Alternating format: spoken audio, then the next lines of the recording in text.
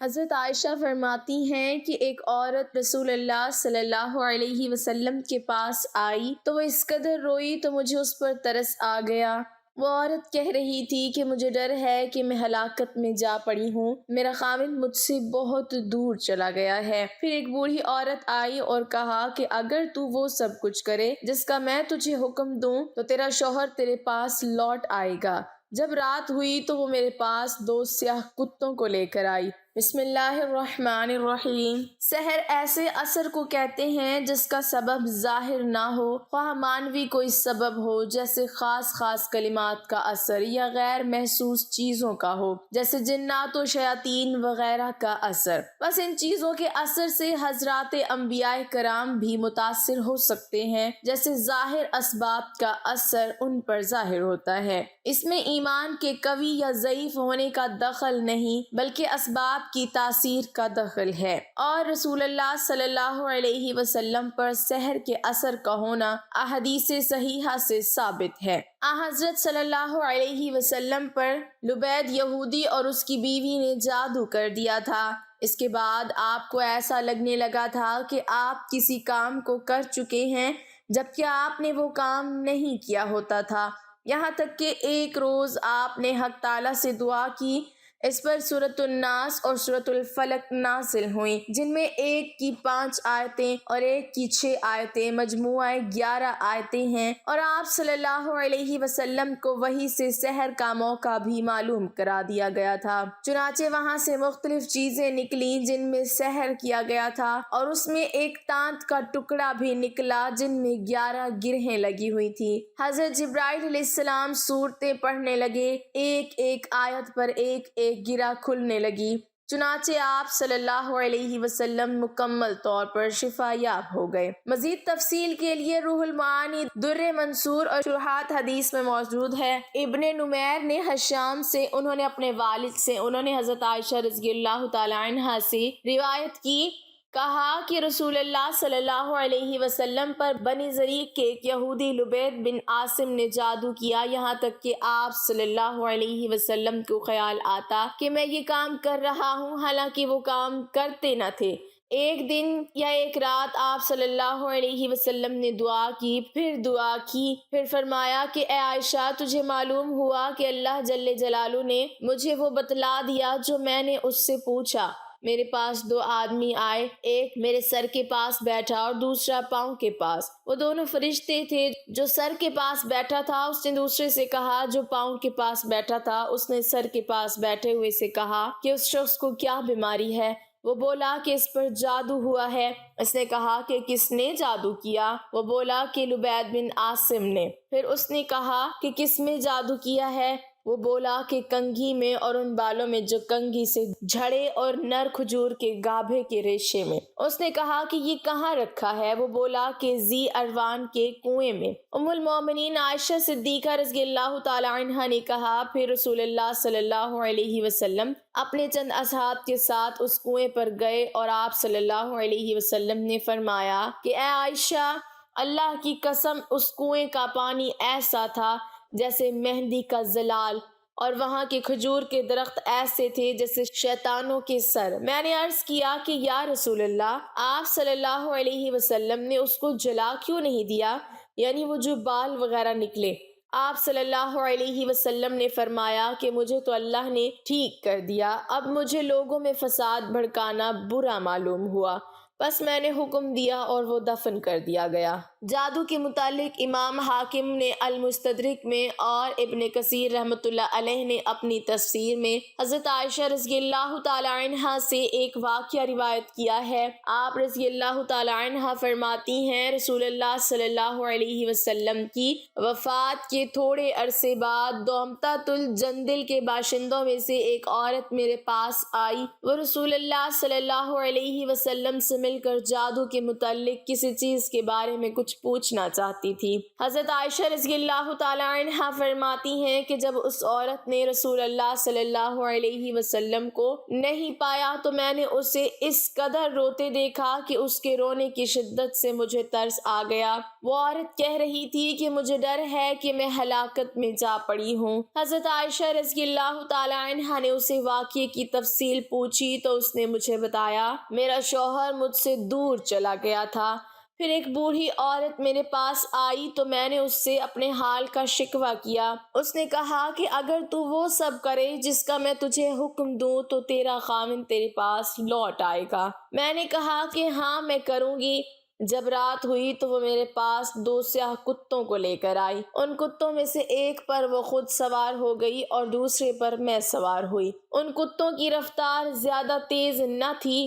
ہم چلتے رہے یہاں تک کہ شہر بابل پہنچ کر رکے۔ وہاں 2 آدمی اپنے پیروں سے ہوا میں لٹکے ہوئے تھے۔ انہوں نے پوچھا کہ تجھے کیا ضرورت ہے اور کیا ارادہ لے کر آئی ہے؟ میں نے اپنی حالت حاجت بیان کی اور کہا جادو سیکھنا چاہتی ہوں۔ انہوں نے کہا بے شک ہم آزمائش میں ہیں، لہٰذا تو کفر نہ کر اور واپس لوٹ جا۔ میں نے انکار کیا اور کہا کہ میں نہیں لوٹوں گی۔ انہوں نے کہا تو اس تندور میں جا کر پیشاب کر۔ میں وہاں تک گئی تو کانپ اٹھی، میں خوف زدہ ہو گئی اور پیشاب نہ کر سکی اور یوں ہی ان دونوں کے پاس لوٹ آئی۔ انہوں نے مجھ سے پوچھا کیا تو نے پیشاب کیا؟ میں نے جواب دیا ہاں۔ انہوں نے پوچھا کیا تو نے کوئی چیز دیکھی؟ میں نے جواب دیا میں نے کچھ نہیں دیکھا۔ انہوں نے کہا تو نے پیشاب نہیں کیا، اپنے وطن لوٹ جا اور کفر نہ کر۔ میں نے انکار کیا، چنانچہ انہوں نے پھر کہا اس تندور تک جا اور اس میں پیشاب کر۔ میں وہاں تک گئی، پھر مجھ پر کپکپاہٹ طاری ہو گئی اور میں ڈر گئی۔ پھر میں ان کے پاس لوٹ گئی۔ انہوں نے مجھ سے پوچھا تو نے کیا دیکھا؟ یہاں تک کہ اس نے بتایا کہ میں 3 مرتبہ گئی اور تندور میں پیشاب کر دیا۔ بس میں نے دیکھا میرے اندر سے لوہے کی گلوبند والا ایک گھڑ سوار نکلا اور آسمان کی طرف چلا گیا۔ تب میں ان کے پاس آئی اور انہیں اس بات کی خبر دی۔ انہوں نے کہا تو نے سچ کہا، یہ تیرا ایمان تھا جو تیرے اندر سے نکل چکا ہے، اب تو لوٹ جا۔ بس حضرت عائشہ رضی اللہ تعالی عنہا نے اس عورت سے کہا اللہ کی قسم میں اس بارے میں کچھ نہیں جانتی، اور کہا کیا انہوں نے اس کے علاوہ بھی تجھے کچھ بتایا ہے؟ اس نے جواب دیا ہاں ضرور بتایا ہے کہ آپ جو چاہیں گی وہ ہو جائے گا۔ یہ گیہوں یعنی گندم کے دانے لیجئے اور ان کو زمین میں بو دیجئے۔ چنانچہ میں نے وہ دانے لے لیے۔ اس نے کہا نکل آ تو پودا نکل آئے۔ پھر اس نے کہا فصل کٹ جا تو فصل کٹ گئی۔ پھر اس نے کہا پس کر آٹا بن جا تو آٹا بن گیا۔ پھر اس نے کہا روٹی پک جا تو روٹی پک کر تیار ہو گئی۔ جب اس عورت نے دیکھا کہ حضرت عائشہ رضی اللہ تعالی عنہا پھر بھی کچھ نہیں بولی تو وہ میرے سامنے شرمندگی سے گر پڑی اور کہنے لگی اے ام المومنین رضی اللہ تعالی عنہا، میں نے اس کے علاوہ کبھی کچھ نہیں کیا۔ چنانچہ میں نے رسول اللہ صلی اللہ علیہ وسلم کے صحابہ رضی اللہ تعالی عنہ سے اس بارے میں دریافت کیا، لیکن انہیں بھی اس بارے میں معلوم تھا۔ اس معاملے پر کیا کہیں جس چیز کا مکمل علم نہ ہو، اس کے متعلق صحابہ اپنی رائے دینے میں احتیاط کرتے تھے۔ انہوں نے صرف اتنا کہا اگر آپ کے والدین یا ان میں سے کوئی بھی حیات ہو تو وہ آپ کے لیے کافی ہے۔ اس واقعے کے پیش نظر حقیقت میں بات یہ ہے کہ ہاروت ماروت کو اللہ تعالیٰ نے خیر و شر اور کفر و ایمان کا علم دے دیا تھا، اس لیے وہ ہر ایک کفر کی طرف جھکنے والے کو نصیحت کرتے اور ہر طرح روکتے۔ جب وہ نہ مانتا تو اس سے وہ مخصوص کلمات کہہ دیتے جس سے اس کا نور ایمان جاتا رہتا اور وہ ایمان سے ہاتھ دھو بیٹھتا اور اسے جادو آ جاتا، اور یہی اس عورت کے ساتھ ہوا تھا۔ امام بخاری نے اپنی صحیح حدیث میں نقل کیا ہے کہ ام المومنین سیدہ عائشہ صدیقہ رضی اللہ تعالی عنہا پر ان کی لونڈی نے جادو کیا تو اس لونڈی کو قتل کر دیا گیا۔ امام محمد رحمۃ اللہ علیہ نے بھی اپنی موطا میں یہ نقل کیا ہے۔ وہ فرماتے ہیں کہ ام المومنین رضی اللہ تعالی عنہا سخت بیمار ہو گئیں اور چارپائی پر پڑ گئی تھی۔ ایک آدمی آپ کے پڑوس میں آیا تو اس نے کہا ام المومنین حضرت عائشہ صدیقہ رضی اللہ تعالی عنہا پر جادو کیا گیا ہے اور جادو بھی ہلاکت کا ہوا ہے۔ ام المومنین رضی اللہ تعالی عنہا نے پوچھا کہ جادو کرنے والا کون ہے؟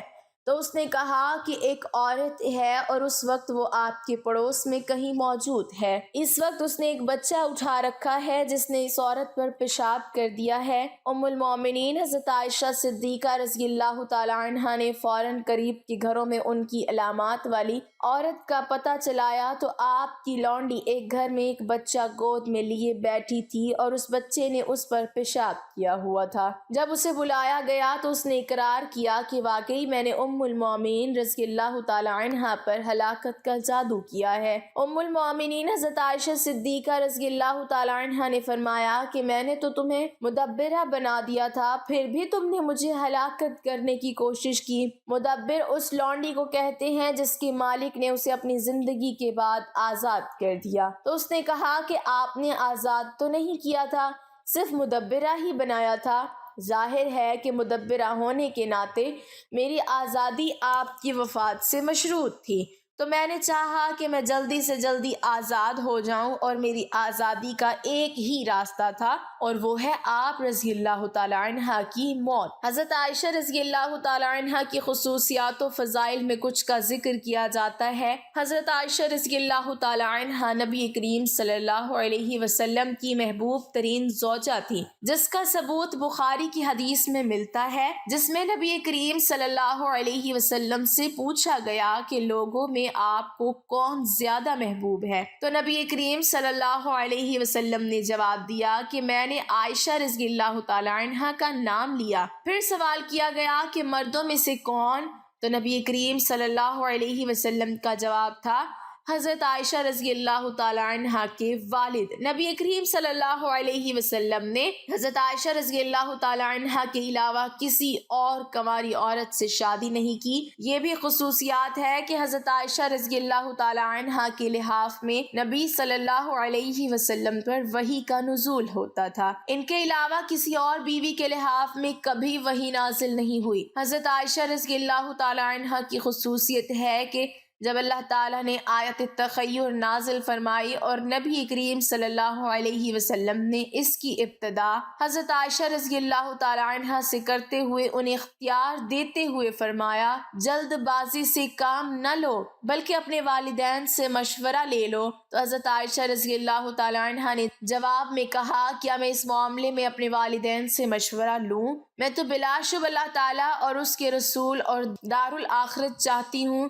تو باقی ازواج مطہرات نے بھی حضرت عائشہ رضی اللہ تعالی عنہا کی پیروی کی۔ ان کی یہ بھی خصوصیت ہے کہ اللہ سبحانہ و تعالی نے انہیں اہل افق کے بہتان سے بری کر کے ان کی برات وہی نازل فرما دی جو مسلمانوں کے گھروں اور ان کی نمازوں میں قیامت تک پڑھی جاتی رہے گی، اور اللہ تعالیٰ نے یہ شہادت دی کہ حضرت عائشہ رضی اللہ تعالی عنہا پاک باز عورتوں میں سے ہیں، اور اللہ تعالیٰ نے حضرت عائشہ رضی اللہ تعالی عنہا سے مغفرت اور رزق کریم کا وعدہ فرمایا اور یہ بتایا کہ ان کے بارے میں جو بہتان لگایا گیا ان میں ان کی بہتری تھی، نہ کہ کوئی شر اور عیب، اور نہ ہی ان سے ان کی شان میں کوئی کمی ہوئی، بلکہ اللہ تعالیٰ نے اس سے ان کی شان و منزلت میں اضافہ فرمایا اور ان کی قدر و منزلت اونچی فرمائی، اور آسمان و زمین میں بسنے والوں میں اس کی بنا پر کتنی فضیلت و منقبت حاصل ہوئی اور اچھا ذکر باقی رہا۔ ان کی یہ بھی خصوصیت ہے کہ جب صحابہ کرام میں سے کسی ایک پر کسی مسئلے میں اشکال پیدا ہو تو وہ حضرت عائشہ رضی اللہ تعالی عنہا سے پوچھتے تھے تو وہ حل ہو جاتا۔ عائشہ رضی اللہ تعالی عنہا کی خصوصیت ہے کہ نبی کریم صلی اللہ علیہ وسلم حضرت عائشہ رضی اللہ تعالی عنہا کے گھر میں ان کی باری والے دن ان کی گود میں وفات پائی اور ان کے گھر میں دفن ہوئے۔ شادی سے قبل خواب میں نبی کریم صلی اللہ علیہ وسلم کو فرشتوں نے حضرت عائشہ رضی اللہ تعالی عنہا کی ایک ریشمی کپڑے میں لپٹی ہوئی تصویر دکھائی تو نبی کریم صلی اللہ علیہ وسلم نے فرمایا کہ اگر یہ اللہ تعالیٰ کی جانب سے ہے تو اللہ تعالیٰ اسے پورا کرے گا۔ ان کی خصوصیات میں سے یہ بھی ہے لوگ حضرت عائشہ رضی اللہ تعالی عنہا کی باری والے دن نبی کریم صلی اللہ علیہ وسلم کو تحفے تحائف بھیج کر نبی کریم صلی اللہ علیہ وسلم کی خوشی حاصل کرتے تھے۔